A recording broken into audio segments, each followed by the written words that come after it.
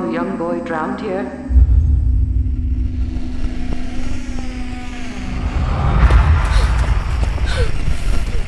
He wasn't a very good swimmer. The counselors weren't paying attention. Oh my God. He should have been watched every minute. Oh God. You see, he was my son. His name was Jason.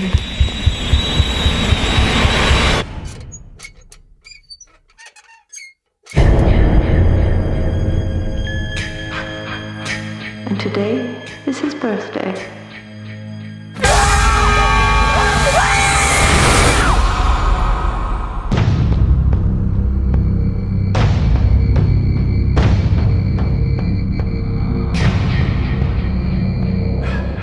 What's going on, everybody? Welcome to Dissect That Film, where we dissect your favorite films, film franchises, and TV. Today is episode 88 of the podcast, and it's Friday the 13th, which means we're taking a little break from the franchise that we're covering right now, and we decided we're going to hop into a Friday the 13th film. Now, if you've been listening to our show for a while, you know that we have covered this entire franchise in one episode where we went through the entire thing, all 11 films, and we talked about them we talked about them a little bit, and then we would rank them. But today we are talking about one movie. We're going through the whole thing like we usually do. And today we are talking about the final Friday the 13th movie that has come out 14 years since we've gotten one. But this was the last one, the 2009 remake. So far. So far. Entitled Friday the 13th.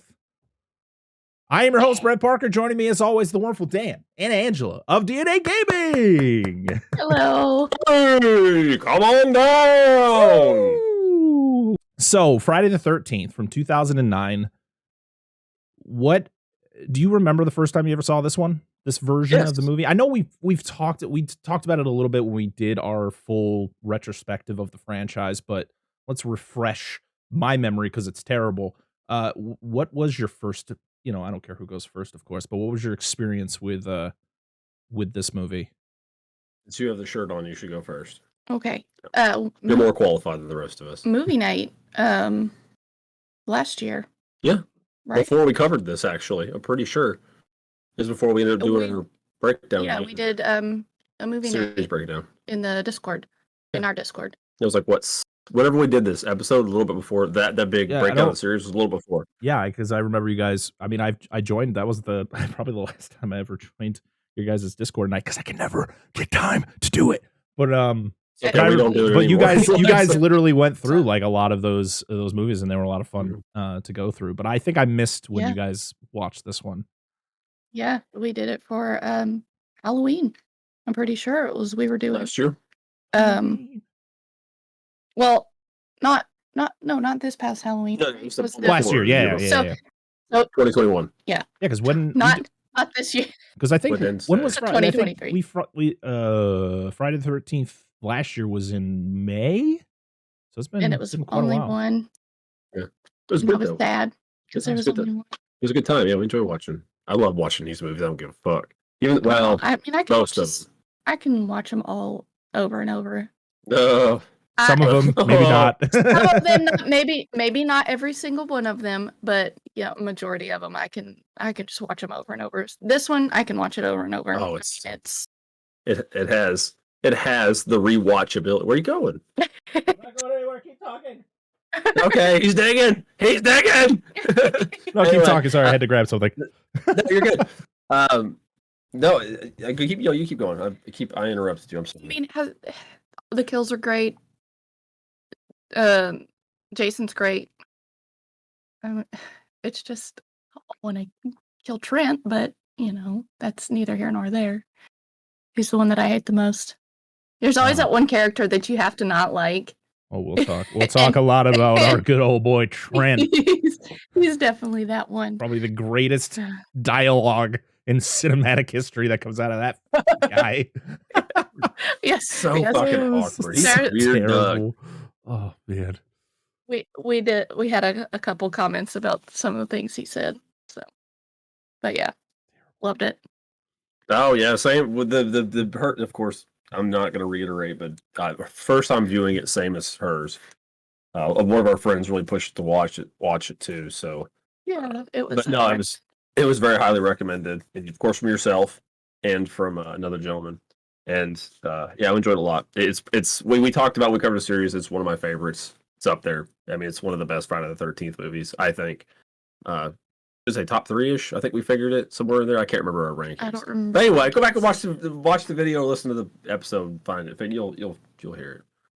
Anyway, good stuff. I love Jason in this. He's just the awesome, unstoppable monster kind of thing. Except he's not undead. I mean, it's whatever. He's just a regular person. I like the little changes they did to his character. I actually had a thought of an interesting idea we'll talk about later if I remember about how I would do if they did a reboot, how I think they could do it slightly differently.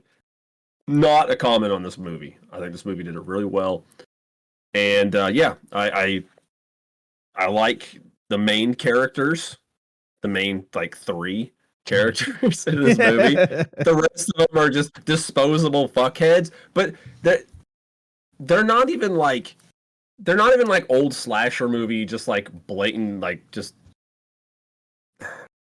They are like, I guess, like throw disposable fuckheads to be killed and be body, fodder for Jason. But I don't know. It seemed like there was just like the slightly better quality of them in this movie. Like I don't know if I hated them, but I don't know if I hated them more or it's just like maybe it was just how well the film was shot and some of the scenes, and I don't know. I definitely wouldn't want Jason popping up behind me like he does to some people in this movie. Like fuck that, dude. That actually happens a lot. Now that I think about that, he just like shows up behind people. Oh boy. I just wanted him to lean over at one point and be like, "This is my swamp." Because that's what it felt. I was like, okay. It's a live action Shrek horror movie, which I wouldn't be surprised if that gets made. Yes. Give him time. At some point in time. It'll be named "This Is My Swamp." Shrek is love, Shrek is life. That's what it'll be. It's a movie. Oh Lord.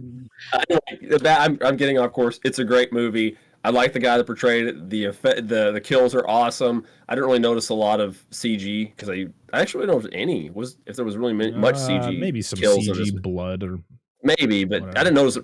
But the movie's darker, so if you did, you don't really notice it. But I thought they did a great job. The kills were cool. Yeah, good stuff. Few decent songs. A lot of titties. Oh my! Did you guys watch the killer cut? The killer cut. That's got to be the one where he folds the book out and you get the vag shot, right? We watched whatever was off of because Prime. It's when the dude pulls out the hustler, and you get the shot. Yes, we do. The shot of the roast beef sandwich. Yeah, we do. Yep. Mm-hmm. You're right. You're right. I don't eat fish. I don't told me. Yes, thank you. I got it.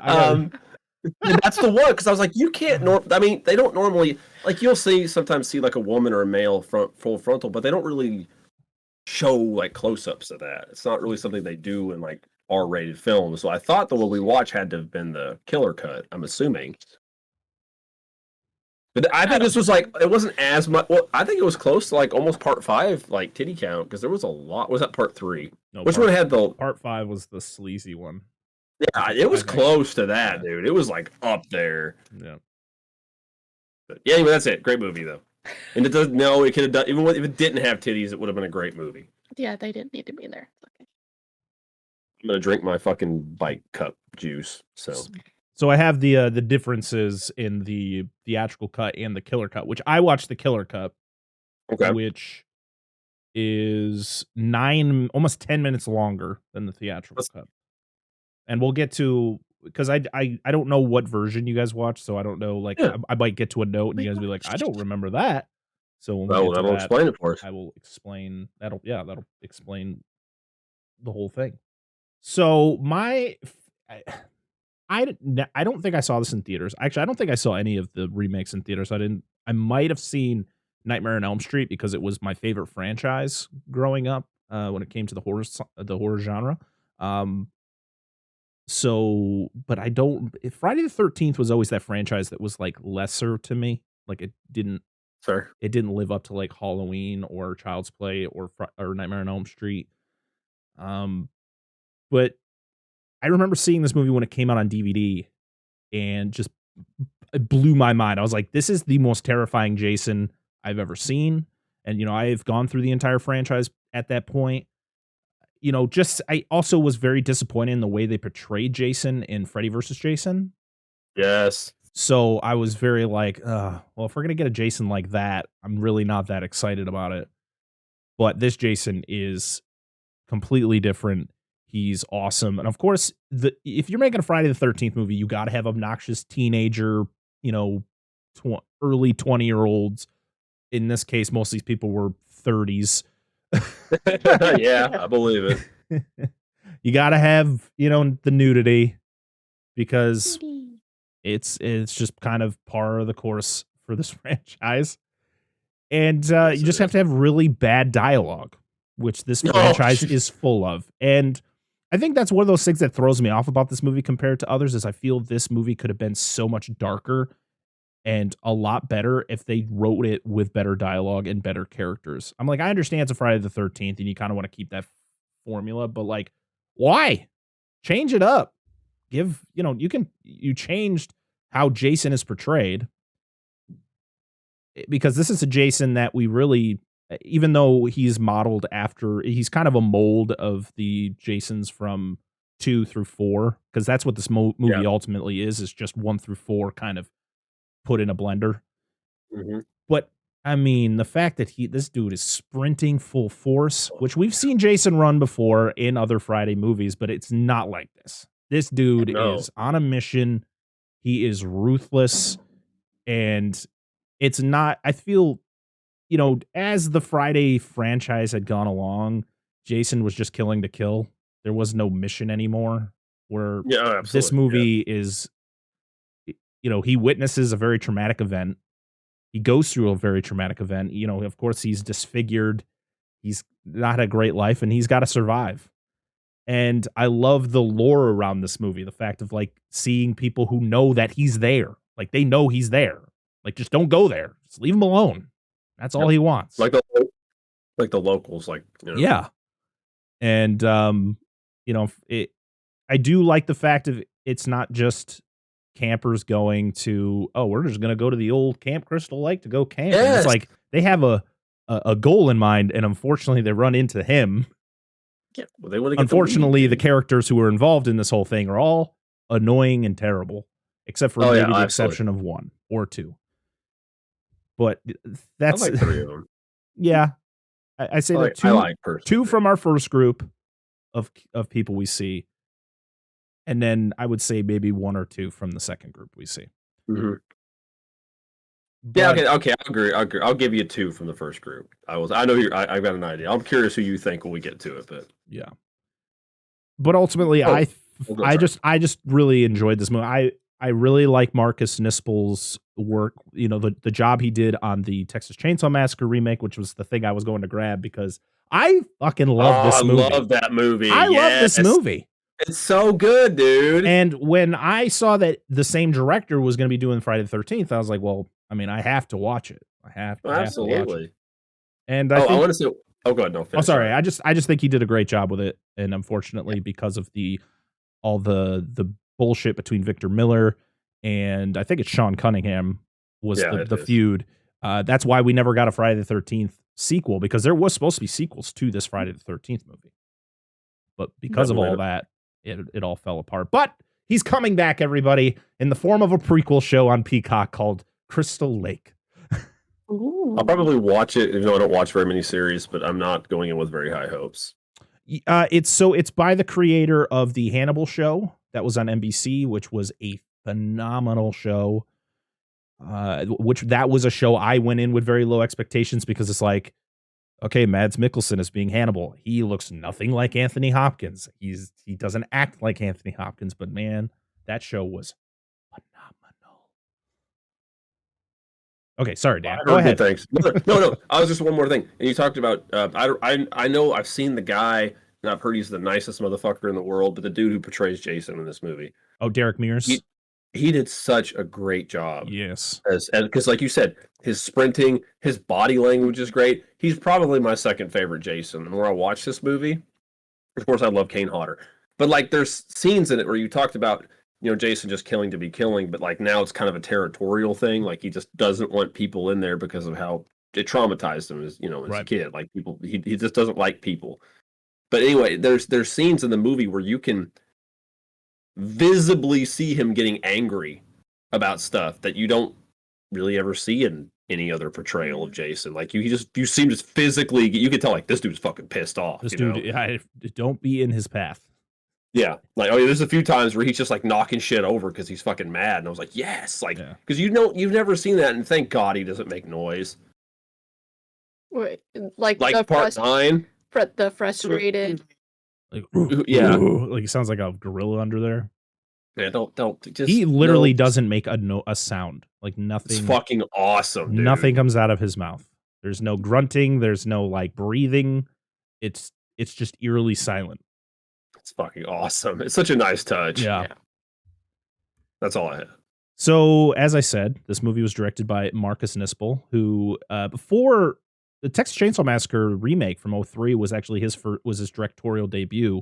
He was big into like the music video scene, and he actually worked with the original cinematographer for the 1974 Texas Chainsaw Massacre, Daniel C. Pearl. Oh. So when he got the job, pretty much Daniel was brought back. So crazy enough, a lot of people might not know, is that the cinematographer for the 74 and the 03 Texas Chainsaw Massacre are the same guy. So when people are complaining about the fact of like, it looks so different, the way it looks, it's like, well, the same guy did them. So there's really...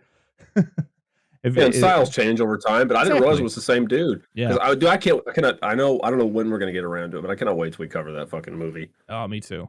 It's I would love to good. go through the entire franchise because the fact that they're all so different. When it comes to the Texas Chainsaw movies, we're like going through every single, like if we were to cover the entire franchise of Friday, like if we were to do our normal week by week of every movie, it's like some of them are just the same movie. They really are. So. But different faces, that's how. So Marcus Nispel then gets the job for Friday the 13th. Daniel C. Pearl comes on, so he is the cinematographer for this as well. His very first job in the industry was the original Texas Chainsaw Massacre. So he's like horror at his roots. Yeah. I mean, That's cool. He's worked with, like I say, he worked with Tobe Hooper. He's worked with Joe Dante. He's worked with Nispel on 4 different occasions. Damn. So, and he worked on The Boy, which was that creepy doll movie that came out in 2016, where like a girl gets sent to watch over a doll that the parents try to leave as a kid. It's weird. Okay, I remember the trailers for that. He did Alien vs. Predator Requiem, which I guess we could blame him for the reason that movie is so goddamn dark. That makes sense. I can't say fully that it's his fault. I haven't seen it since like about the time it came out. So maybe the Blu-ray looks better. I have no idea. But he also did a lot of cinematography for Michael Bay for music, because Michael Bay was a music video guy before he was a director as well. And did you know Michael Bay directed I'd Do Anything for Love, But I Won't Do That by Meatloaf? Did you know he directed the music video for that? I didn't until about 2 minutes before this episode started. Holy fuck. What? That's crazy. And he says it's like one of the best things he's ever worked on. I guess, man. I just think of Dr. Pepper when I think of that song. Shit. So this movie was written by Damian Shannon and Mark Swift, who also wrote Freddy vs. Jason. So that might be why we get some really terrible dialogue and really shitty side characters. Because to be honest, Freddy vs. Jason, one of the downfalls of that movie is just the fact that the characters are all uninteresting and just garbage. Like when your final girl isn't that good, it's poor writing in my opinion. But I still love Freddy vs. Jason because Robert Englund, for one, that was his last go round as Freddy. Even though I was kind of disappointed in Jason's portrayal and I'm glad that their stupid decision they made in Freddy vs. Jason where, Jason's afraid of water. Why would he be afraid of water? They just got rid of that for this. That just made no fucking sense. I agree. I know, actually, in this movie, he doesn't go in water at all, does he? No, but I mean, I can guarantee he's not afraid of it.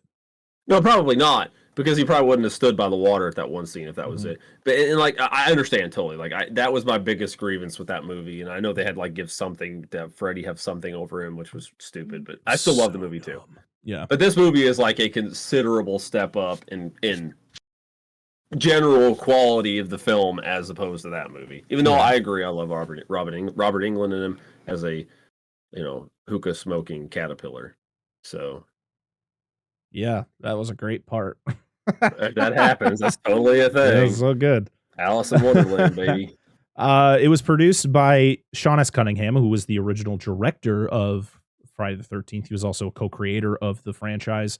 Michael Bay, Andrew Form, and Brad Fuller, who all make up Platinum Dunes, the production company behind pretty much all the remakes that came out, starting with Nightmare on Elm Street, or not, starting with Texas Chainsaw Massacre, and then Friday the 13th, and then they did other ones too. I don't remember the other remakes. There was a lot of them in that 2000s period. Yeah. And then I think it ended with Friday the 13th, or no, Nightmare on Elm Street, which came out a year after this one. Because I want to know. People, when they talk about horror remakes, Nightmare on Elm Street, people just despise that movie.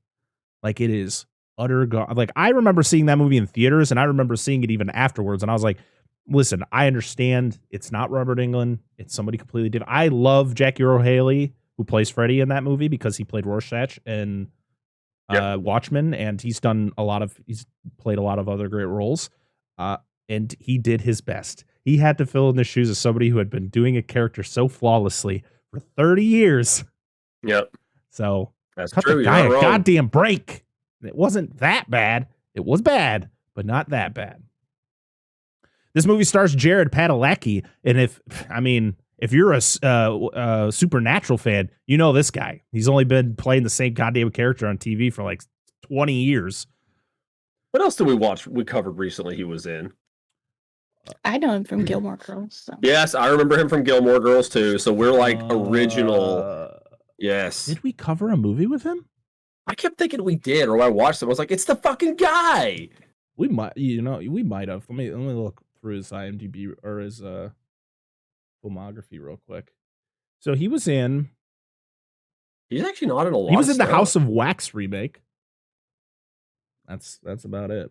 Maybe and I guess we did. And he's the new Cordell Walker in Walker Texas Ranger. He is. Is he? Yeah. In the eyes of a ranger, man. Yeah. This also stars Danielle Panabaker, Aaron Yo, who would you imagine this guy being the oldest of the entire cast, other than Jared Padalecki? And is he? He was. Oh no, he's actually the oldest cast member. He was born in 1978. He played a teenager. Seriously? He played a teenager in Disturbia, which came out in 2007. He played Shia LaBeouf's friend, and I think Shia LaBeouf was born like 10 years after this dude. That just shows how young this guy looked. Jesus. He was also in the Nightmare on Elm Street remake, which the year after. He was literally in like a cameo. He was on like a computer screen. Okay. Amanda Rigetti, who plays Whitney. We got Travis Van Winkle, who plays our favorite character, Trent. And then fuck you, Travis. We have also Aaron Yo's character in this was named Chewie, by the way. Yes. Yeah. Awesome name, right? We have Jonathan Sadowski as Wade, another terrible character. Juliana Guel as Bree, who we get a lot of descriptions about her body parts. Yeah, that's true. Very oddly. So terrible. We'll get to that. Ben Feldman as Richie. I reckon the only reason I recognize this guy after all the years of not seeing this movie was the fact that I would always see commercials for the show Superstore. You guys heard of this show? It's kind of like like they work in like a makeshift Walmart type store, and it's like The Office.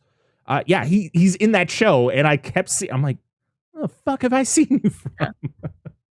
Oh, he's in Cloverfield. Oh, cool. I've seen that movie once, and it's like, this movie's terrible. Twice. Arian Escarpeta as Lawrence. Was Lawrence the other friend, like the one who was always with Chewie? Yeah. Okay. He was the guy. Never mind. I'm not going to bring it into that one. But go ahead. Yeah, no, I know. Yeah.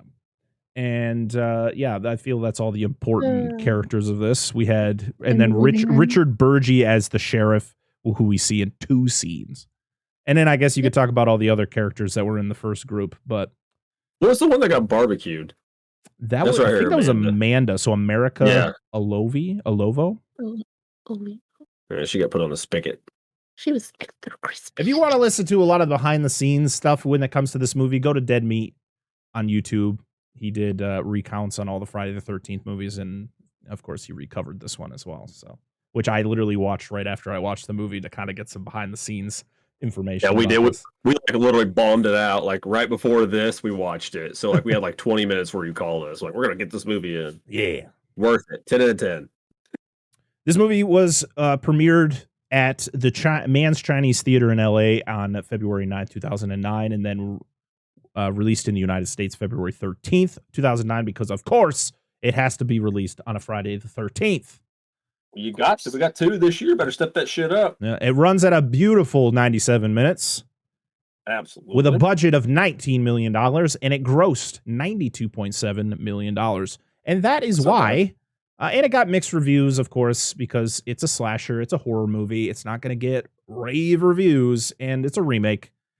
A lot of when it comes to the Friday the 13th remake, it's kind of, to me, when I go on Twitter, and I'm, of course, being a movie podcast, most of my Twitter is about movies.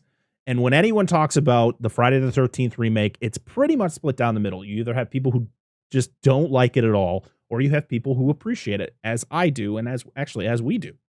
Yep. So, which is fine. You can like a movie we don't like, and we can dislike a movie you like. We're just not going to dislike you, and Yeah, exactly. It's just like shame. For shame. Block. But yeah, they shun the non-believers. But yeah, I'm super bummed. I would have loved to see what they did next with this version of Jason, even though I feel like the end was kind of justified. But the music was done by Steve Jablonsky, he's done films for Michael Bay, did scores for the Transformers series. He did Texas Chainsaw Massacre, so he's worked with Marcus Nispel before. He also did the beginning, the prequel to Texas Chainsaw Massacre. He did the Nightmare on Elm Street remake, so he's worked alongside Michael Bay and his production company for a while. But yeah, that is all the behind the scenes and all the fun stuff. Now let's get to this damn plot. What do you say? Do it. Let's do this thing. All right, this movie starts in black and white. I love how this all works out. On June 13th, 1980, Mrs. Voorhees, who is very drastically changed from what we remember her looking like, with the way Betsy Palmer looked. And of course, I don't know who the actress was who played her in Freddy vs. Jason in that like opening scene, which they got an actress who looked pretty similar to Betsy Palmer. Yeah. This woman looks nothing like them.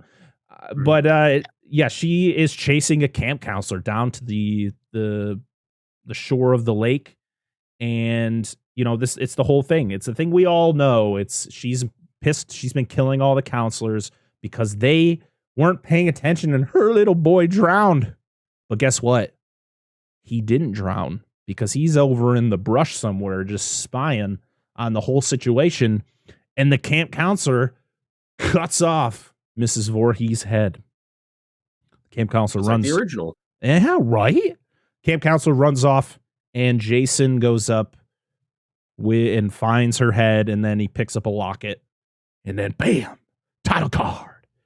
God. Oh, shit. But the only thing I don't like about this opening is that this is where they're doing the opening credits. So it shows a part of the scene, and then it flashes to like a fucking title, and I'm like, why did we have to do that? Why couldn't you just show this opening scene, show the title card, and then show me the credits? Like an old school movie where they would just show all the credits with like cool music, like they did in the old Friday the 13th, where you have Harry Manfredini's score playing along with the really generic titles that they just never got better with.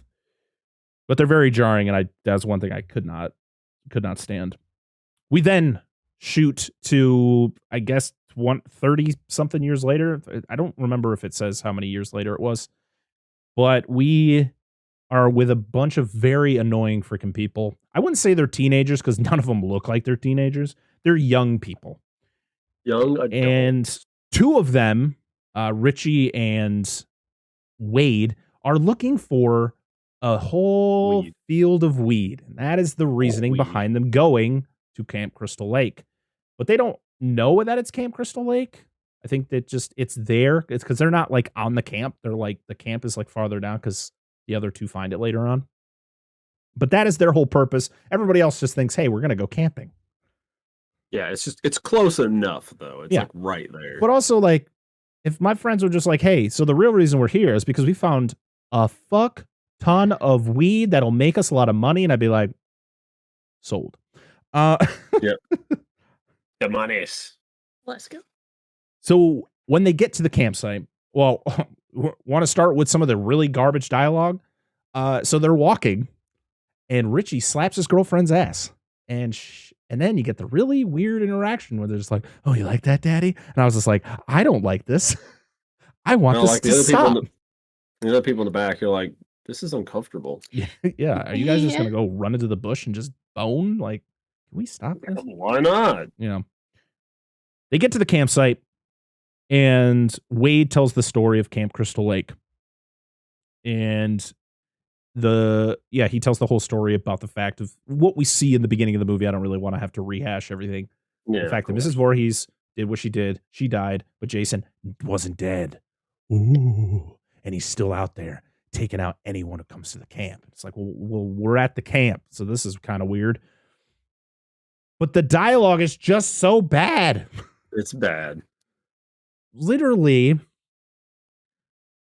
Richie, so Whitney, who is part of this group, and her boyfriend Mike, they're like, we're going to go for a walk. And at first, you would think they're just going to go off and do it, right? Because I feel this how terrible all these characters are. That's what it's going to be. But you then find out that these characters are actually pretty decent. They're not terrible people. But you get left with the three worst people, which is Richie, Wade, and then Richie's girlfriend Amanda, which I didn't know her name the entire movie until I just looked it up. No. And I don't know if you got this version of the scene, but Wade is trying to talk to Richie about the whole weed thing, and Amanda unbuttons and exposes herself and oils. I'm like, am I watching softcore porn right now? Yeah, like, we got that. We got that. This is wow. Okay. Yeah, that's what my thought is. I mean, listen, don't get me wrong. 18-year-old me was all about this scene, but I'm sitting here watching it with my wife. I'm like, okay. I'm just wondering why she's using baby oil at night. Why does she just fucking have it? Why does she just camp in baby oil? But it's the whole thing where like Richie is like mouthing things to her. It's like Wade doesn't realize that he's doing this. And then Wade, of course, turns around. She has to hide herself. I'm like, you're already just full breasting it in front of him. Well, that's what he tells Wade. He's like, wait, he's like, you tell what was his name? Richie tells Wade. He tells Wade. He's like, dude, you gotta shut the fuck up. Tell somebody else your bullshit. You gotta get out of here. You gotta go. You gotta literally go. tells him to leave. Like, why do you go? And then he's like, he turns around and he sees her and he's like, oh, I'm gonna bounce. Yeah, well, that's funny. God, but like that's what I told Angela when we were talking about this. There's like these movies just take these characters, like the dumbest stereotypes, and just crank them to 11. Oh, absolutely. Because you even get like the Schwartz joke before he walks away, and I was like, good luck to your Schwartz. Yeah. But Whitney and Mike, they go off, and you find out that Whitney's mom is sick, and she takes care of her. Mike is actually, I guess, pretty close because he knows a lot of the information about the whole thing, and you're like, oh, these people aren't half bad. They just have really shitty friends. Or just really annoying friends. Oh yeah, he definitely just wants to sleep with her. But I mean, that's normal, so I mean, it's whatever. That's how bros are. And they decide to go off to the camp. They go farther in, and that's when you find Camp Crystal Lake. But when Wade wanders off from the whole situation that's about to occur, he finds the weed He's like, jackpot. Weed. But then That's when he nuts hard. He's like, oh. he full on has an orgasm. 100%. He then finds somebody else, though. Backhead Jason. And boy, is he terrified. He is like, I do have to give props to the actor who plays Wade, because his scared face, like his general like fear of seeing Jason, yeah, he shit his pants. Yeah. Just he's like, no. And then he's dead. Fucking deuced. So yeah, so Mike and Whitney, they discover Camp Crystal Lake and they explore the house that's on the grounds. Now, this is a very weird situation because it's like, did Mrs. Voorhees and Jason live at Camp Crystal Lake? Why does he have a bed that has his name on it? I'm assuming in this version timeline, that's probably where they did. They lived on the lake. But this is was the house outside the camp? It was probably close enough. They probably live close to the campgrounds because we have that here. We have people that have cabins close to campgrounds and resorts, and they're like right on them. So I mean, that makes a lot of sense. There's probably just with it close enough to the grounds where she probably sent him there every year, and he probably just like walked to it because they were probably close enough. But when they go into the house, of course, you find the eerie collection of counselor whistles hanging. Yes, that was eerie. And then they find the locket. Mike finds the locket of Mrs. Voorhees. Like, oh, Whitney, look, it looks just like you. And it's like, oh, well, there we go. Here's a setup for something. And of course, she takes it. And that's when they discover little Jason's room. And it's like, oh, isn't that from the story that Wade was saying? And then, well, actually, shit doesn't go down yet. We then get back to Richie and Amanda as they're just going at each other in the tent. Oh, yeah. And here's the thing. They're inside of a tent, and they're worried about Wade seeing them, but they're in the... Who fucking cares? What are we doing here? Wade, stop being a lamp on. Wade, stop yanking it out there. Who cares? He can't see you. He just sees a shadow. Get over yourself. Yeah, exactly. I was like, dude, turn the fucking lamp off. Kill the silhouette. The fact where she's like, go take care of him. Like, go tell him to get the fuck out of here. And he's like, I can't go out there with a boner. So you ain't getting none until you do. Yeah, and I was like, oh my God. That fucking catch. He's coming back with one. No. He's just finding with it in his ear. So Richie goes out to find Wade. He discovers the same weed that Wade finds. But guess what? He also finds Wade's ear. Yeah, it just grow like that. Yeah, it's just like, that's a weird form of mushroom. Should I pick it? In him. With an earbud, yeah. Yeah, it's like, he was listening to Sister Christian. Yep. Oh yeah. I can't sing too much of it. But and then he discovers Wade's body, and so he runs back. And when he runs back, his foot goes into a bear trap, and his leg gets fucked up, man. Peels up off it. It's nasty. But then you see probably one of the best fucking kills in this franchise, and it always has to do with a sleeping bag in this franchise. But Amanda is inside the sleeping bag because you actually see Jason tear into the tent, take her out, but then it cuts away. And but she's hanging inside the sleeping bag over the fire. And she's covered in baby oil, by the way, so she's getting crispy. Oh, hell yeah, dude. Extra crispy. To the point where then she then falls out of the sleeping bag and she's nice and charred. I like the whole smoke coming out of her mouth. Yeah, it's nice. Very cool touch. And then Mike and Whitney, they discover the Mrs. Voorhees Shrine, which is a shout out to Friday Part 2. But her head is in the wall. And to be honest, when I walk into an abandoned, scary looking house with a kid or with a name of a person that was in a legend that my friend just told me about 2 seconds ago, and I see a hole in the wall, I'm going to immediately just reach my hand in there.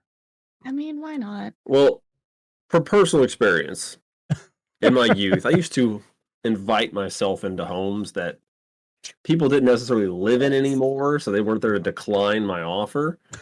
So I have been in a few, and I have at least have one good story from which I'm not telling today. And but I don't recall doing that. Like, and I went into some old rundown homes. I don't remember like, oh, here's a hole in the wall. Let me just jut my hand into it over this nasty ass bathtub. Maybe I'll bring a flashlight. I'll shine it in that hole and see what's in there. And then I see, oh, that's a human head. I'm going to probably go tell somebody. So, yeah, they take the head out. They find out it's a head. They drop it. And, of course, that's like a dinner bell for the big man, the big sackhead man, as he just, for one, he has the sharpest machete known to man. Because this thing is cutting through the floorboards like it's butter. It's rigid as fuck, too. Like, it doesn't bend, or it's just like, bah! I really love this scene, though. The scene is awesome, where it's just, you don't see him. You're just seeing the machete coming through the floor. And at first, Mike is dodging them all, but then he gets it through the foot. He gets it through the leg a couple times. You're like, is it the hand? God. Yeah, through the hand. You're like, Jesus. For the love of God. When I first saw this, though, when he gets the one through the foot, and he's like, face close to the floor, I'm like, he's gonna get it through the face. Oh, yeah. But then they just draw it out, and I'm like, I thought it was restricted to the rumpus or something. Yeah. No, they can't do that. No, like I was for certain it was going through his face, but why not? They did fucking Cannibal Holocaust. I like the I know, I'm just saying. The drawing it out more. Oh yeah, it was brutal, man. How long that scene got drawn out with him. Yeah. And then he literally so he backs, so everything, they think it's done, and then it like busts through the floor and drags Mike down. I don't like, though, how like Mike is like spewing blood out of his mouth like he's being put through a fucking grinder. Like, whoa, what's happening? I think it's because he's fine until he gets so far in. He's probably at some point, because he's fighting, getting out. He probably got stabbed at some point. Probably. Yeah, just like fucking let go, dude. Like, come on. Hear him hit something when he goes through the floor. So I'm wondering if he didn't like skewer him as he was pulling him down. Yeah, you don't. I mean, you don't see him, so I guess anything could have happened. It just looks goofy to me. It's like when you're going to spank your kid, they try to block it. You're like, you're just making it harder for yourself.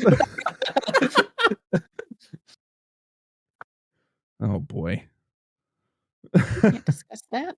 We just did. And I ain't cutting it out. I don't care. Fucking grown up, dude. Whitney gets the fuck out of there. She runs back. The first thing she knows, she hears Richie screaming, but she's got to check on Amanda first, who clearly is just she's crispy.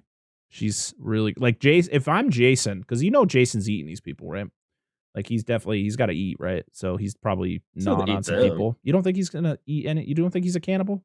No, I don't think so. I think he's got enough water between the waters, and there's obviously likely animals there, and there's people that live close by. He probably steals shit from. He might eat people. I mean, he's a survivalist. I mean, that's pretty much the whole gist of him in this movie. He very well could, but I never got that impression. Birds gotta eat. Yep, true. So she discovers Amanda's dead, and then goes over to try to help Richie, but too late. Big man comes in full force, full run, and just sink perfectly in the middle of Richie's head. Scene. And I just love Richie's head. Like his eyes just. So, dude, I will say this. That now that I was thinking about this while we're talking about that, she goes and checks on Amanda. Amanda goes and checks. Yeah, Whitney's her name. Her actress's name is Amanda. That's throwing me the fuck off here. Whitney goes and checks on Amanda first, and then Richie's screaming about it, and she like runs over to Richie. Richie, I don't know what the fuck you guys are into, but Amanda's only cooked on one side. Oh God. Weird games these kids are into these days. So yeah, but the machete in the head is it's just and then he puts kicks Richie, like he kicks Richie great. Off of the machete, and the actor who played Richie, he literally was talking about the fact of like he had a boot mark on his face for like the whole rest of the day. Yes, as one should. Yes, and then of course the most terrifying scene is Whitney is kind of like trying to get away. She's like backing up, and Jason turns and then runs and does the full on swing, and then that's when it cuts. Dude. And you're like, awesome. And when you first see this movie, you're like, well, that's of course that's like the cold open to the movie, and everybody's dead, right? You don't know anything else, but that is such a great scene. He just shows how terrifying Jason is in this movie. It shows the ending credit scenes from Friday the 13th on the NES. You and all your friends are dead. Game over. Fuck. We jump to 6 weeks later, and we get to meet another group of just wonderful people. Yeah, super likable people. And they're heading to a cabin. They have to stop at a gas station, though, because they're going to get some snacks and some gas. And I just hate all the interactions between these people because they're just, other than... They're terrible. It's fucking awful. Is it Jenna is Daniel Pennebacker's character, the one who helps... Yeah. Yeah. Jenna. She's Jenna. She's really the only likable character of this group. She legit is, yeah.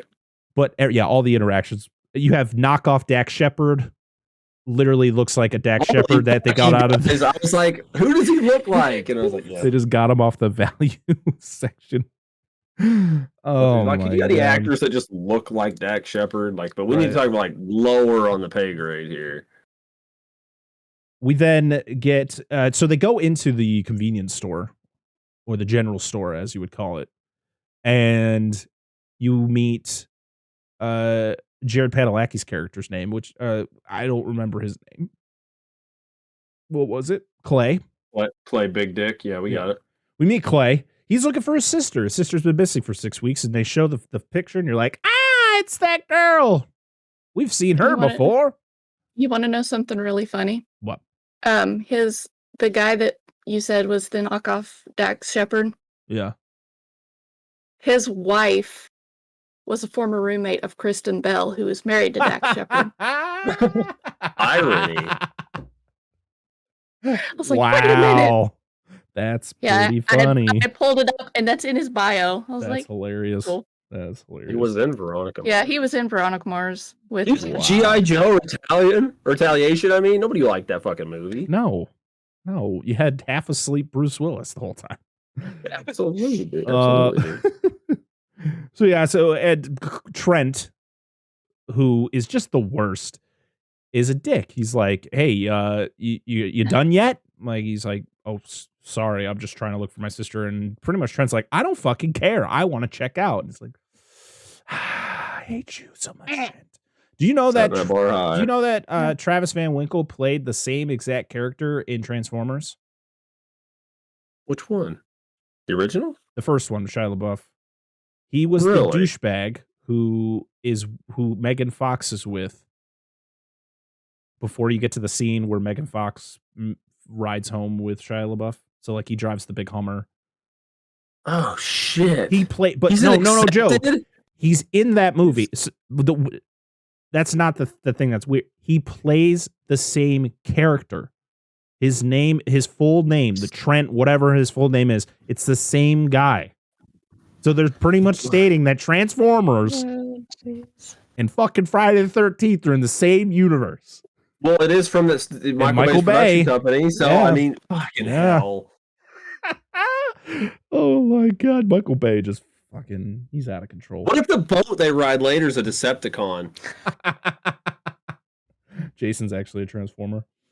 It's like, fuck, I can't be Shockwave. That's a Nazi zombie boat movie, but that's a different Transformer. Fuck. Anyway, thought I was on to something. Oh my God. So Clay, he goes and runs into, you get the scene where he's got to run into the local authority who's like, "We tried our best to find your sister, but there's no sign of her." He's like, "Well, did you go to the camp?" "Yeah, there's no sign of her." It's like, "No, we just didn't want to go to the camp because we know there's a fucking scary man there."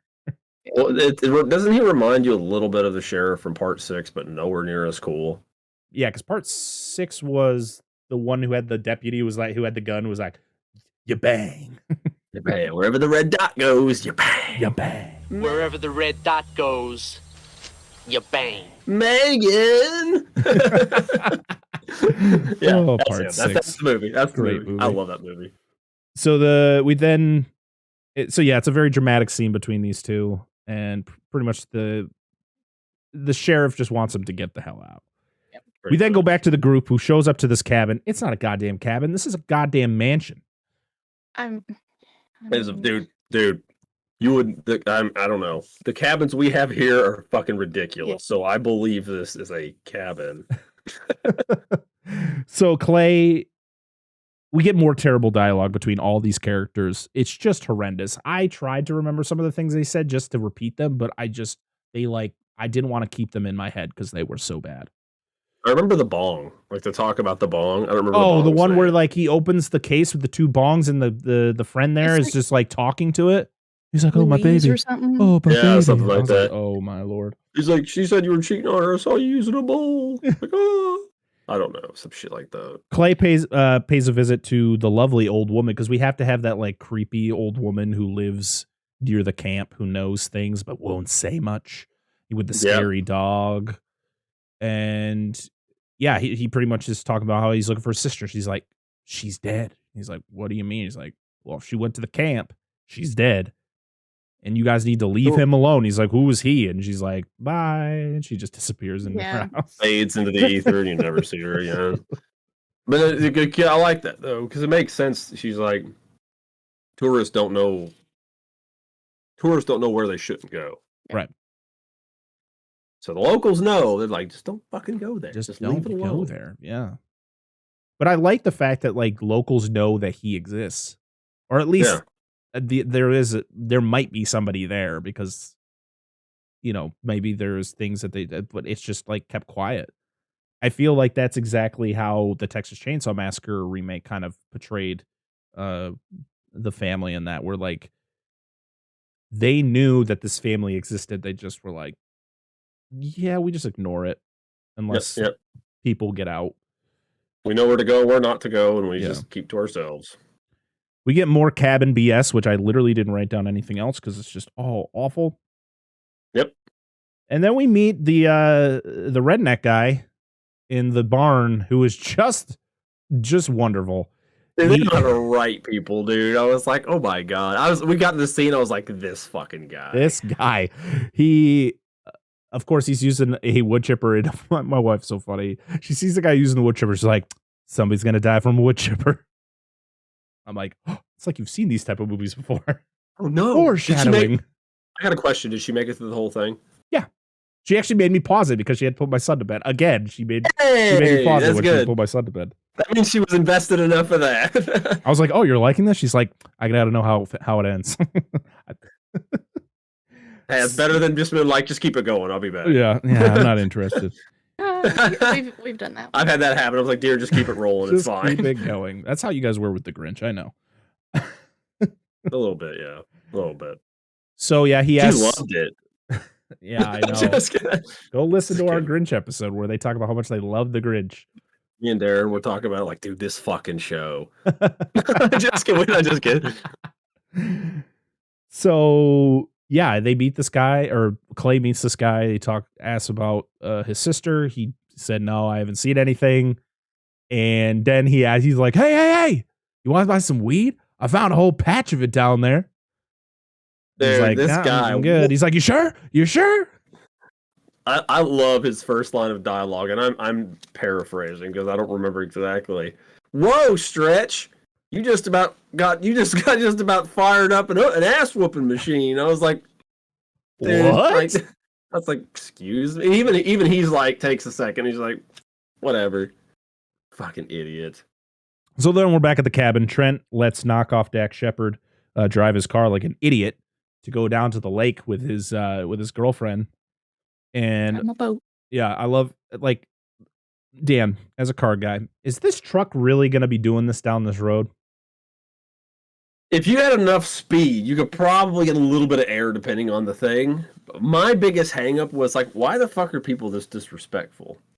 That was my biggest hang-up. Yeah, I don't know. But also, there wasn't a lot of clearance on the side. Like, it was like trees and then a path. Yeah, and I was like, you one little bad turn there, you're going straight into a tree at like you go too hard, and it just decides to hook you to the left. I'm like, oh, that's a big ass vehicle.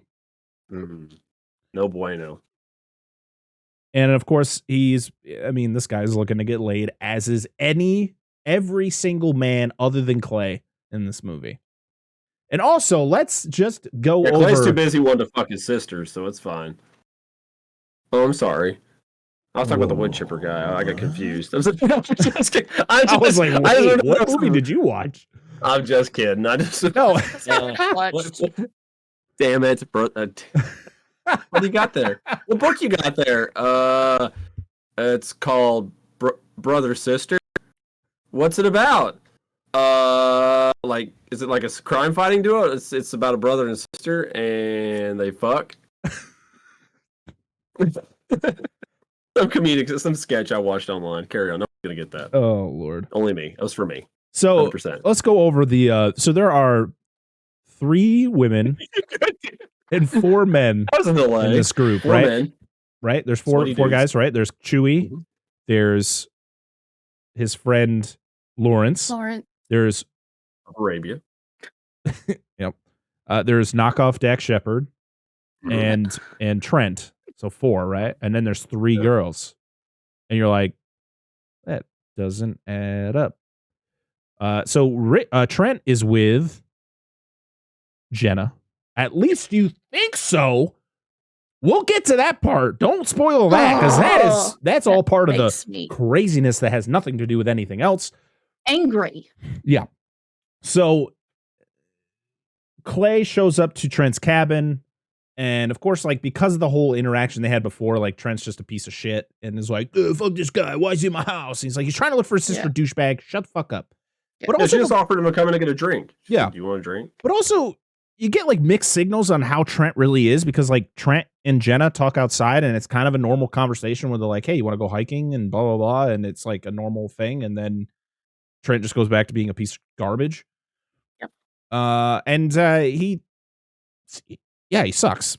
He pretty much kicks Clay out, but Jenna's like, you know what? I'm just going to go help you. And she doesn't tell Trent. So like, she's just like, I'm going to go help you find your sister. He's like, okay. We then go back to the redneck guy, who is he's coming back to his barn with a bag full of weed that he picked from the field that he found, and then of course the size of this bud. Yep. Oh, it's fucking massive. And then he opens up the hustler. We have to see the inside because we don't know what's inside of a hustler. No. I hope the woman who was part of that picture got some compensation for being in this movie. Like, you used my image. I hope so. You have to pay for likeness, man. Yeah. He hears something, so he goes to investigate. Well, he licks the magazine, by the way, which is just weird. Talks dirty to it. Oh, he talks dirty to it and then like licks it in the place that, oh, Jesus Christ. And that's about it. And then he goes in search of whatever made that noise. Oh, tits. Somebody's getting the kerosene again. And at first you think, oh, is that Jason underneath that tarp? No, it's a mannequin that somehow you find out he fucks. And you're like, it took his virginity. God, this character is terrible. And the only reason this character exists is for one thing. So Jason shows up with his mask and gets into a tussle with him. He ends up killing him. And the man rips his sack. And the sack on his face, guys. Not his ball sack. Yeah, not that sack. Jason's immune to that. Like, his testicles, like, you kick him in the nuts, you'd break your foot. Like, he's like, he could just take it, dude. He's armored up. And Diamonds, I'm not a fan of his mask, like, origin in this movie. The fact of like, my sack ripped. Oh, conveniently underneath where I just looked at my ripped mask, there's a hockey mask there. But it made more sense later in the movie. Yeah, I was like, they find the other hockey stick thing. Yeah, but we get the joke. Oh, it completes your outfit. I was like, he's not wrong. Yeah. So yeah, there's writing in here occasionally. So we get Jason. He also knows how to look himself in the mirror because he puts on the mask. He's like, do I look good? Do I look good? Do I look good? Yes, I do. And he moves on. Girl, you need to work it. No, anyway, no, but I mean, it shows that he's still human, though. Like, even though he fucking kills people and is obviously either conditioned to do so, like, he's still a fucking person. He's still just a guy. It's a dude, bro. Yeah. Like, I don't like the way you treated that magazine, you cocksucker, and he kills that goofy dude. And the mannequin. Gina's mine, damn it. So Clay and Jenna are walking through the woods, and Clay gives a little background about him and his sister, and the fact that, the whole thing of her take care of the mom. The mom ended up dying. It was weird that she didn't come to the funeral, and that's kind of what worried him. And so that's what made him come back and search for her.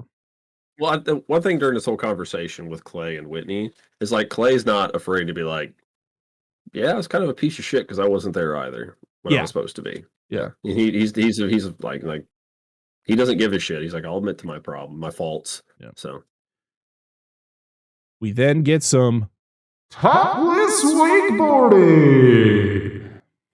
Because we didn't have enough boobs as is. Yep. And so that's happening. Oh, wait, there's more. Yeah. And of course, knockoff Dak Shepard, he's like, yeah, until he turns and a freaking arrow shoots through his head. And you're like, what? That's cool, dude. That's really cool. Hell of a shot, dude. Right to the back of his head. I just like, though, where he gets shot and it's not just him falling forward. He literally turns like, oh. And then. And this was the thing that pissed me off. So, of course, she falls off. So he's going to turn around to bring the boat back to her. And she sees the boats going straight at you. I don't care if your boyfriend was shot in the face with an arrow or not. You might want to swim out of the way of the boat. Yeah, absolutely. This is a smart thing to do. No, instead she just sits there like, what is that? In the face. Yeah. You're like, thunk. In the face. In the face! In the face! No! And yeah, Jason is just a pristine sharpshooter with that bow and arrow. 100% with that shot. He's only got one good eye, dude. I know. He's really good. He nails it. And this is what makes me think that he hunts animals.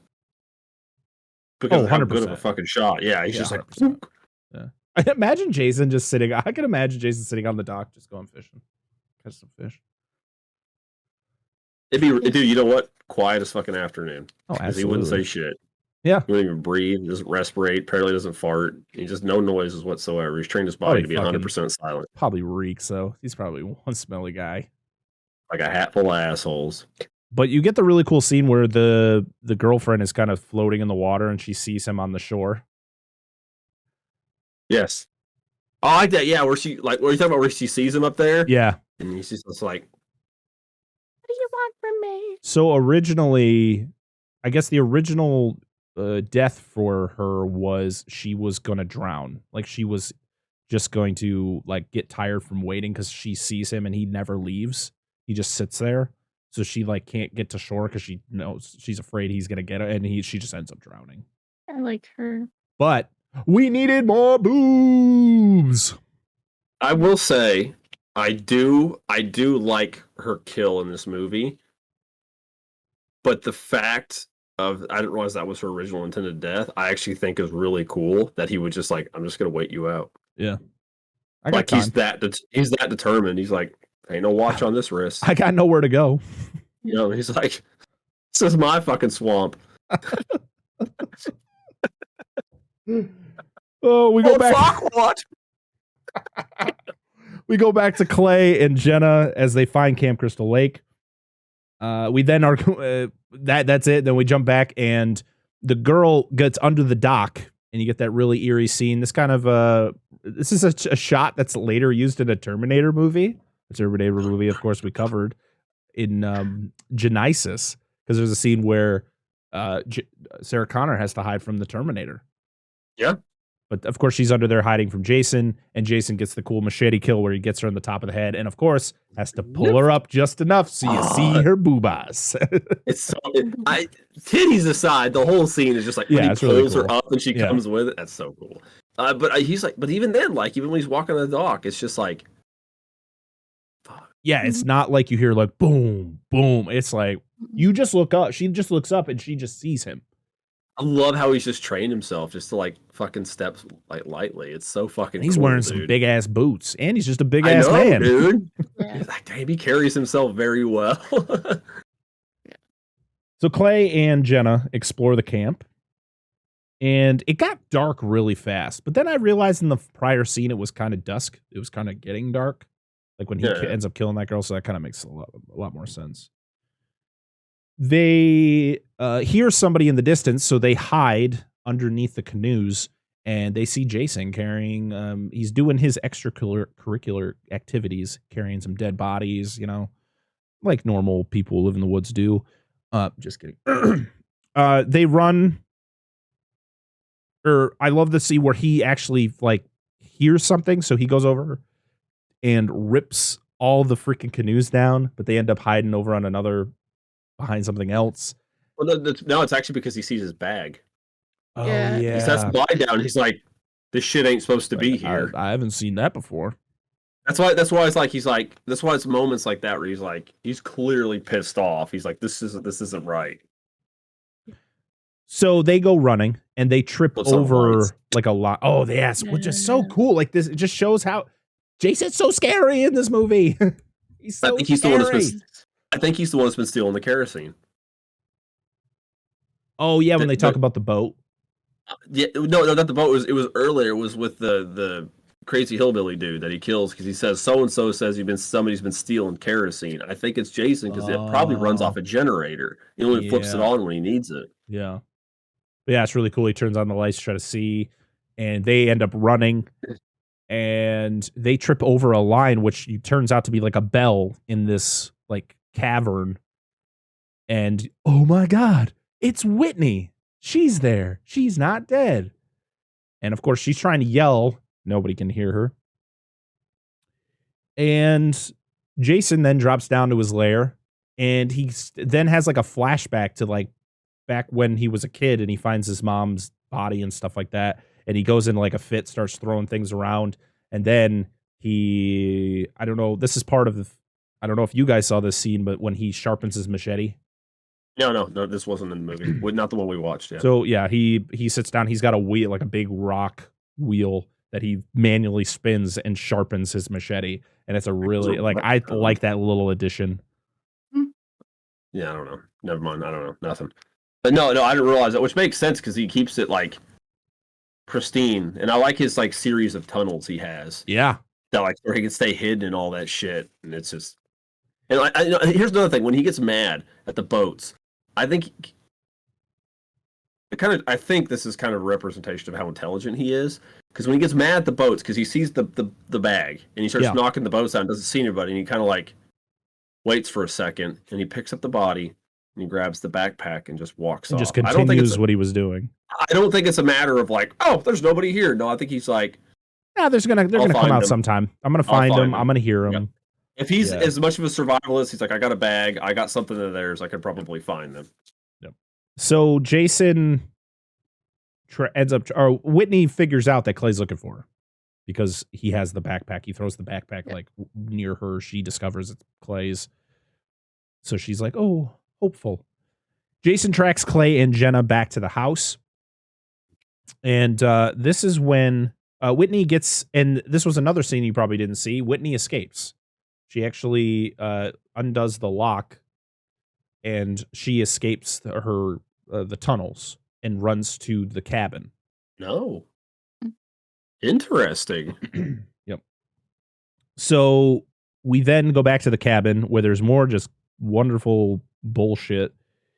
You get Chewie, who he's trying to flirt with Bree, I think her name is, and he's doing the fire shot, and she asks him if he knows how to do it, and unfortunately he burns himself, and he kind of like falls back into a chair and breaks it, and Trent gets pissed because it's a family heirloom.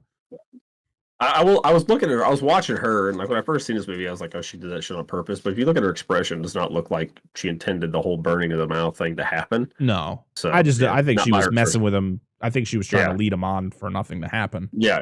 But I don't think she intended to hurt the guy or anything like that. I don't think. And after that, Bree just casually brings Trent upstairs in front of everybody. Like everyone knows that Bree and Trent are. I'm like, wait, isn't Trent with Jenna? Like, I'm so confused. Yeah. And they're not hiding it. They go into the room, and this is the most absurd sex scene I've ever seen in a movie ever.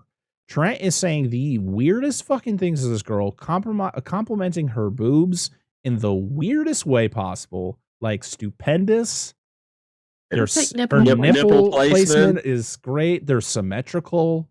Yeah, exactly. I was like, your symmetry's good. I was like, dude, I'm like, fuck? What kind of... Dude, are you a plastic surgeon or something? What is going on? And it goes on for so long. Like, am I watching softcore porn? Because it's pretty much, you see pretty much everything. And so because Whitney escapes, in the cut I watched, she actually gets up to the window where the sex is happening, and she tries to alert, but right as she's about to hit the window, Jason comes from behind her and snags her again. So I feel like that was one of those things that just didn't need to be in it because it didn't really kind of do anything for the story. Yeah. Okay, that makes sense. Yeah. Yeah. So regardless, it just plays out the same. Exactly. It's just Jason outside the window in the standard cut later. So this is another very confusing thing as Clay and Jen. I understand. So Clay and Jenna, they see a very traumatic thing. They see dead bodies. So maybe I'm just kind of giving Jenna the benefit of the doubt. Is that there's more pressing matters to attend to other than the fact that her boyfriend is not so secretly banging out some other girl in a room that she can clearly hear it happening. She's not reacting to it. She's not going, "Oh, Trent, what the fuck?" Like, she is literally just like, "Hey, get out here. Stop banging. Not me. Come out here." And then it says she's just like, I was like, here in a second. What is going on? No, at first he tells her to shut up. Yeah. He says, "Shut up, go away. I'm almost done." I'm like, what? Yeah. People are just so fucking weird in this show, dude. This is so awkward, man. And yeah, so that was weird. And then Jason, and Jason's not a fan of it either. He just he's outside the window. It's like, these motherfuckers. He's like, "This is why I kill people who have sex. It's all makes me sick. Disgusting." So Chewie goes out to the shed. I can't remember why, but he goes broke out the chair. That's right. So he's gonna fix it. He tells him he's gonna fix it. So he goes out to the shed to find something to fix it with, and he finds a bunch of crap in the shed. And he's like, "Well, this is what poor people would live in." Because the shed is house. massive. Yeah, the shed. Yeah. It's like, this is as big as a fucking house. Yeah. He is messing around with stuff. Of course, then he finds a hockey stick, which then he turns around and runs into Jason. He's like, "Oh, here you go. This completes your outfit." And then Jason, I thought it was funny. It's stupid, but I thought it was funny. And then Jason stabs him in the neck with a screwdriver and throws him around. Right through the Oh yeah. all the sensitive areas. Yeah. So the actor who plays Chewie, Aaron Yo, he had an appendectomy like within the time of shooting, so it was very fresh. And so they were like, "We'll get a stuntman to do like the stunts," and he's like, "No, I want to do them." So Derek Mears is like, "Oh, what?" It's like, this dude was dedicated. I heard Derek was great to work with. Like, he was really concerned about all the other actors. Yeah, super nice guy. Like, I like it. So Jason snags. So Chewie gets killed while the crazy sex stuff is happening. Jason snags Whitney, and then the sex finally ends after like 17 minutes. So Nut. I'm sorry. She's like, "I'm close," and he's like, "Me too." And then they're like, "Okay, I'm done." It's like, I'm like, what? And she's pregnant. Did you see that they actually had to show a shot where it shows a condom on the floor, like he didn't put one on? I was like, did they? I know it was. As they go upstairs before they start doing it, they literally show a quick shot of a condom, like a thing of a string of condoms on the floor, like he's not gonna wear one, and then he, does the thing that gets girls pregnant. So the born daddy. Well, so Lawrence he's hitting that bong real hard, and he goes in search. Yeah, and then when everything's going on, and Clay and Jenna come back, he's like, "Oh, I gotta go find Chewie." He's find my out boy. there. Yeah, armed with a wok and a fucking fireplace prod. Yep. He goes, which that's racist, by the way. Which is awesome that they use that later. What? Not the poker. Yeah. Okay. So, yeah, he goes into the shed. He finds his body, and then, of course, at first, Lawrence is able to like somewhat get away from him until Jason's like, "I got he stabs him in the leg. Gets Jason like right. Yeah, in the he gets leg. him right in like the ankle leg area, like pretty close. That's what I'm talking about, because then Lawrence runs off, and then Jason comes chase out, and he's like knocking fucking shelves over. Yeah, he's pissed. He's like, so mad. And grabs an he axe. ends up grabbing the axe, and Axe throws it, 2 hands. Dude, it's so so good. fucking awesome, dude. And to be honest, this scene is kind of is pretty scary because it's one of those things where like all the friends can hear him outside, like, help me. I can't move my legs. Help me. And they're all like, we can't go out there. It's too dangerous. It's a trap. Like, it's literally Jason lets Lawrence live for just long enough to try to see if anybody's going to come out and rescue him. Do you know what I was thinking of this entire scene? Oh my god, he's still alive. Mr. Udesky! Mr. Udesky! Mr. Udesky! Yeah, and then he comes in, and he takes the axe out, and he's dead. It's the There's same not raptors, thing. this is Jason Voorhees. He was in Jurassic Park 3 the whole time. Fuck! Oh my god, so good. I'm glad we can get some JP3 references in here. I know, dude. I was like, oh my god. They set up a trap. Oh, it's so good. So, and then we get this. How did Jason get on the roof so fast? He's just perched there like Batman, ready to save Gotham. It's great, though. It's a great shot. So they are wandering around the dark house by themselves. You got Bree, who just goes off by herself. Trent goes off by himself. I'm like, why is everybody going off by themselves when there's a scary man outside? You probably should stay together. And what is Bree gonna do? She's not even wearing anything. She's wearing a fucking dress shirt. Why is it always a dress shirt? Why did Trent have a dress shirt? Or is that his dad's? Probably his dad's. All right. That's weird. It's going to suck for his mom when she is like, why does your dress shirt smell like another woman? Problems. Just a little. It's going to smell like something else. So we get a scene that is later on used in Halloween Ends where she opens up the shower curtain and Jason is behind her, grabs her, kind of chokes her a little bit. And then we get a Silent Night, Deadly Night shout out where he hangs her on the antlers. It's like horn. It's like towel hanger, horn, antlers. Yeah, thing. But it's very reminiscent to one of the kills of Silent Night, Deadly Night. But, you know, her boobs are in her shirt, unlike that movie where boobies were. Hello. I'm surprised that didn't happen. Linnea Quigley liked to show her boobs in movies, so not surprising. Fair enough. Gotta do what you gotta do. And so they called the cops. That sheriff shows up, and boy, does he last a whole 2 seconds because Jason drops down like a fucking. He comes down like Batman, like, and then just shoves that poker through his eye, which is such a great shot through his eye, which then it pans through the door. It almost gets Jenna. You're like, damn. So Trent is a complete idiot, and the thing is he grabs a gun and he just starts shooting. Anytime he hears a noise, he shoots. So when he shoots the door and he hears a thud, he opens up the door and notices that it's Bree. And I think his idea was, I killed Bree, but I'm just going to say, he killed Bree, because he was very nonchalant about going, he killed Bree. Yeah. Well, if you look at her, because obviously she got stuck in the back, but when she's on the ground, you can see a few bullet holes through her. Yeah.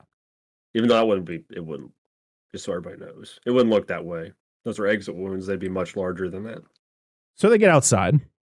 Trent gets into the police car to try to call for help, and Bree's body gets tossed out the window on top of the car, which I think is a shout out to part 4. Yes, I think it's a reference to one of the old movies, or it's a Batman reference. It's I think it's a kill from part 4. Okay,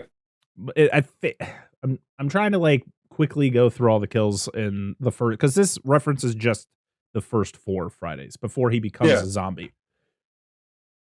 So and an ambulance driver. But that was a different guy. Go ahead. Oh, Trent screams like a little bitch, and then they run away. Trent loses the gun. He tries to find it, but then he's like, "Fuck this, I'm out of here," and then almost gets hit by a car. Which is a tow truck, which you at first think is Jason. You're like, "Damn, Jason knows how to drive now? Like this shit's crazy." But no, it's just an old man driving a tow truck because Jason comes from behind and shoves the machete through Trent, and then grabs it and kind of like saws him to like get him good, and then like turns him around and throws him on the spike on the back of the the tow truck. What's it? The tow truck driver just drives away. Yeah. He sees it. He's like, "Oh shit!" Whoa! Smart guy. We didn't get the sawing in our cut. It was just stab, out, lift, bike. Like, Yeah, that he was it. literally stabs him and then kind of like shakes him, so it kind of like completely destroys his torso. No, the old man. The way, I mean, it's obviously not the same guy, but he reminded me, like visually, reminded me of the crazy old guy in the first two movies. Oh, Old yeah. dude. Yeah, that Yep. guy kind of had the same look. Oh, Ralph? Yeah, Crazy reminded me of Ralph? Yeah. You're doomed. So Clay and Emma, they go back to the camp, and I'm glad that Emma changed her clothing because to more, something that probably is easier to run away from giant killers, because she was wearing like a tank top and a skirt, and she changed into jeans and a jacket or something. So I was like, there you go. Another thing is, I don't know if you pointed it out. I was having a moment, but you mentioned when everybody took off because Clay and whatever her fucking name is, Jenna. Clay and Jenna ran separate from Trent, and before they did, they checked the cop, and all of his firearm and everything was missing, and all the keys were gone from all the vehicles.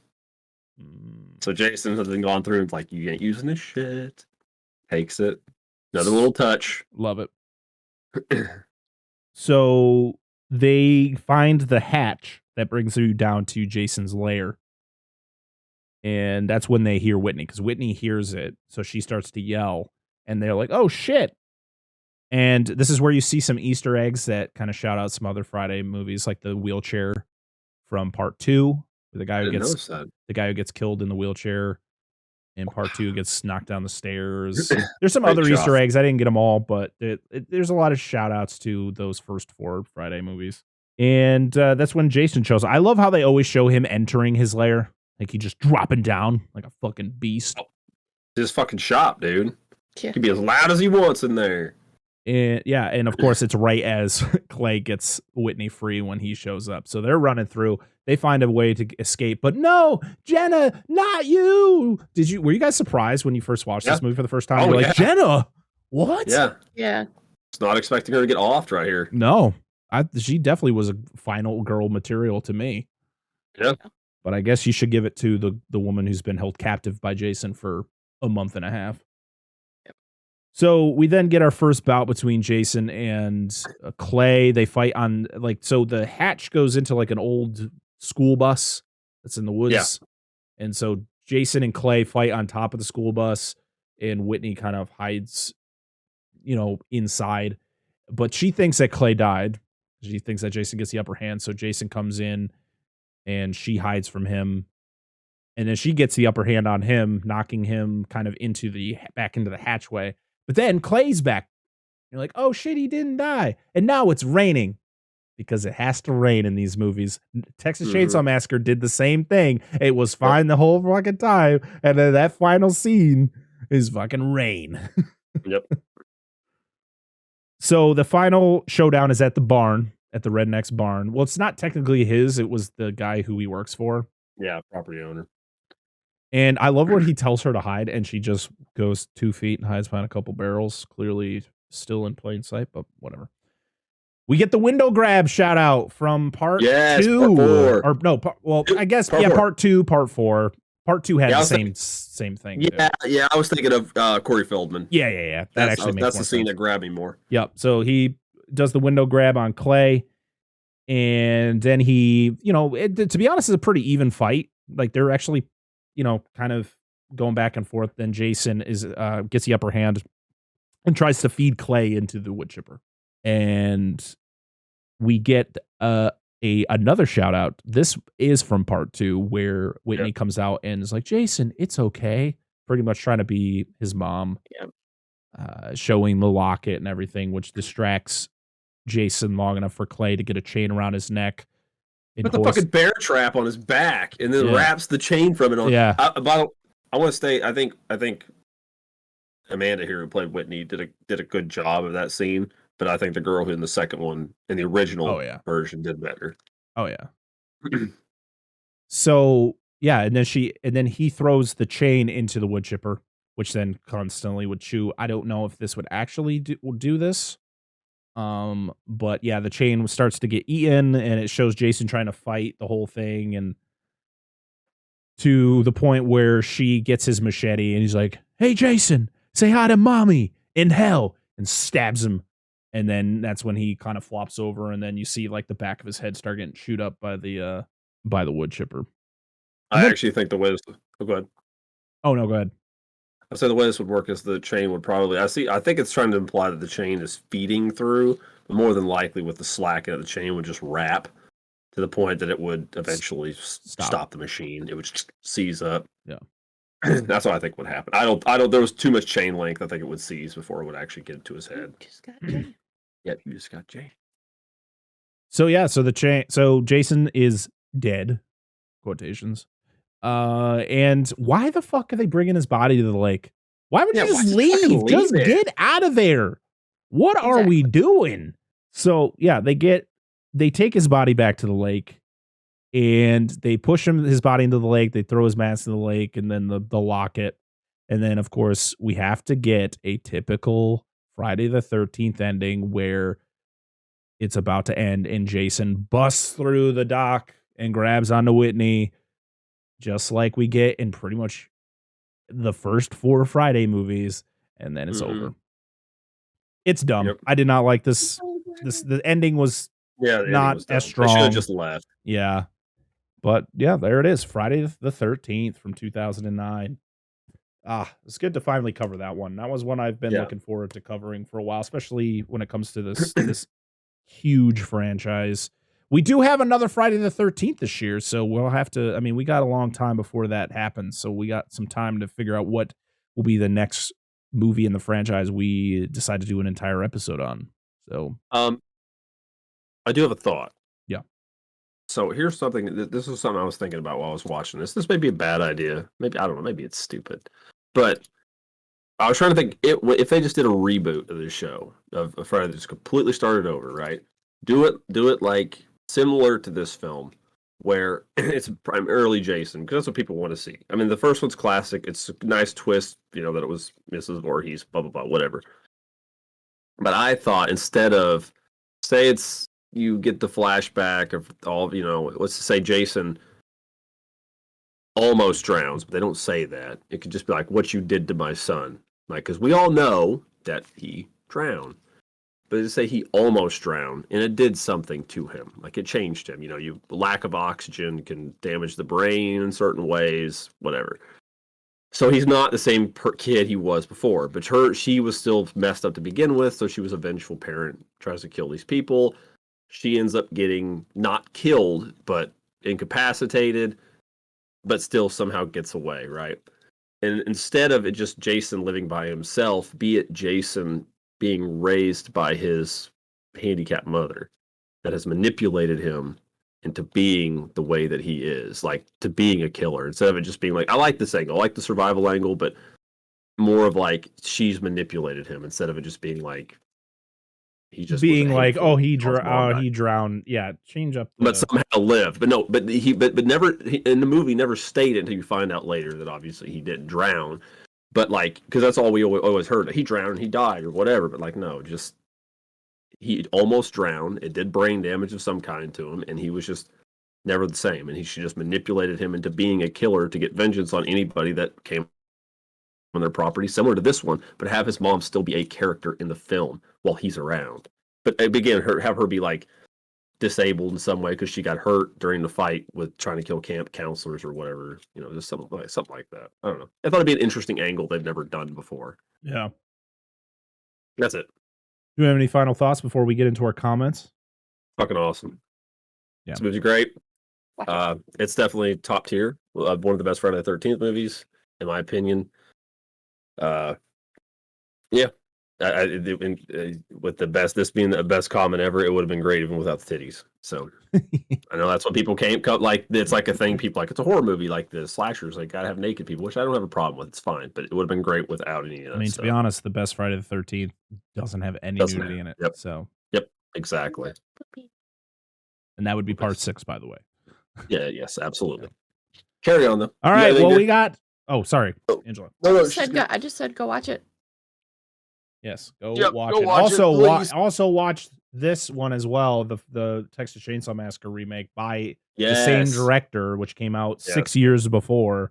It's another, in my opinion, great remake, which, to be honest, I think holds up pretty good to the original. All right, well, we got some comments. We got a couple on Twitter, and that's where we're going to start. Our first comment is from Silver Screensavers, which is pretty entertaining standalone that nails a lot of the slash elements and has a fittingly creepy visual style. But its characters are obnoxiously stupid, not in a good way, and the script doesn't really reach the level of camp that it's going for.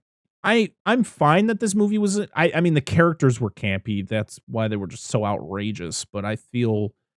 I wouldn't mind a Friday the 13th movie that didn't have any camp to it, that was played on a serious note. Yeah, play it straight. Yeah.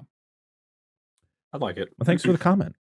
Yeah, Our absolutely. next one is from Fiore, who says, fucking love the shit out of this movie. Love the cast. So much love that 2000s nostalgic taste. I remember 9 years old. I watched this movie on a bootleg DVD. It just shows that Fiore is a little baby. 9 years old. Little baby watched a baby.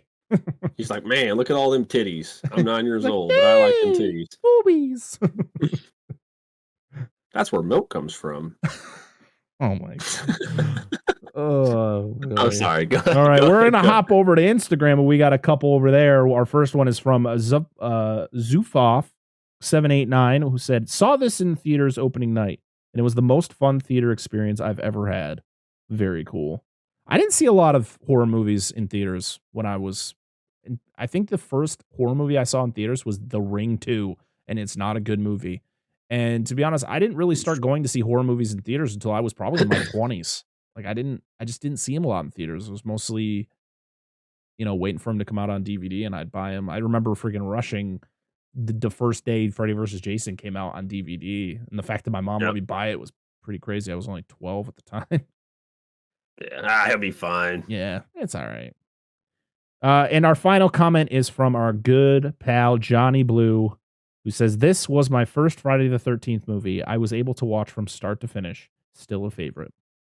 Oh, good. Well, that's cool, Johnny. That's awesome. That? Very cool. It's great. So I'm glad we got a lot of positive comments, though I would have taken negative, people, not negatives, but people who didn't agree. I would have taken those, just to hear alternate opinions. But this movie's dog shit. Like, boo.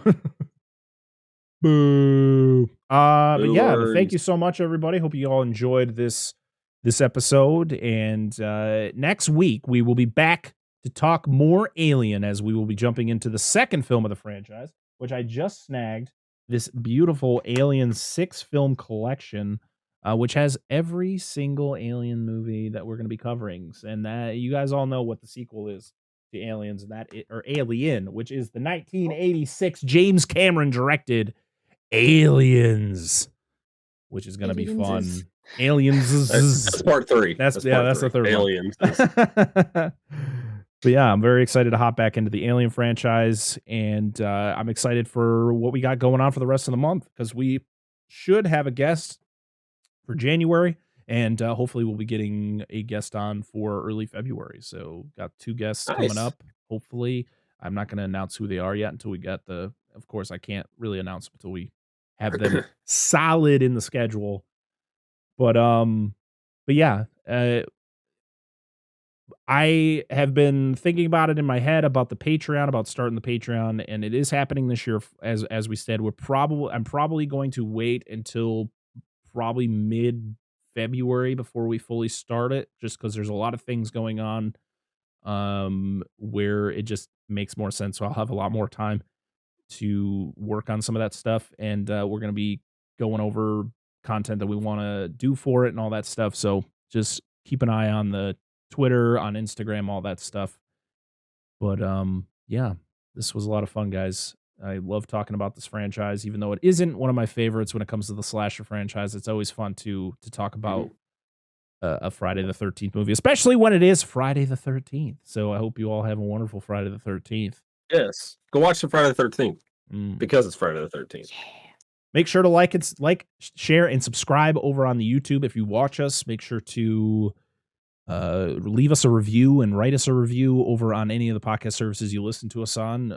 Have it be Apple Podcasts, Google Podcasts, Spotify, Good Pods, any of those. If you can leave us a review, please do it. Leave us those 5 stars. It helps us get into more people's ears because that's what we want to do. And we're so close to 10,000 downloads. I can smell it. I can smell it. It smells delicious. You can also get our merch. As you can see, I'm wearing our sweat. I never shout out our merch. We don't have a lot of different styles of merch, but you can get sweatshirts, t-shirts, and other things over on our TeePublic store, which is in our LINKTREE. Over, you can go to Twitter or Instagram or wherever. Just click on our LINKTREE and go to our merch store for all that fun stuff. You can find us at Dissect That Film on any of your favorite social media sites. We're on Instagram, Twitter, Facebook, TikTok. I'm going to be trying to put some more TikToks out there of clips from the shows as I do on Twitter and on Instagram. I don't know why I don't upload them to TikTok. It's just so much, and it's just me. Just remember, everybody, I do all the socials, so it's hard to keep it all on track. I try my best for all of you, and I appreciate every single one of you who shares the show and listens to us because you guys make the show continue. But next week, we'll be back for Aliens. I'm very excited. We might even have a guest for that one. Not part of the other guests that we were talking about, but we might have somebody join us for next week. And yeah, that's that. So until next time, everybody, I am Brett Parker. That is Dan and Angela of DNA Gaming. We are Dissect That Film, and this has been the Dissect That Film podcast, episode 88. We'll see y'all again next time. And make sure, don't go to the camp. There's a man who lives there. Leave him alone. Yeah, stay off his swamp. Get out of my swamp. Goodbye, everybody. Bye.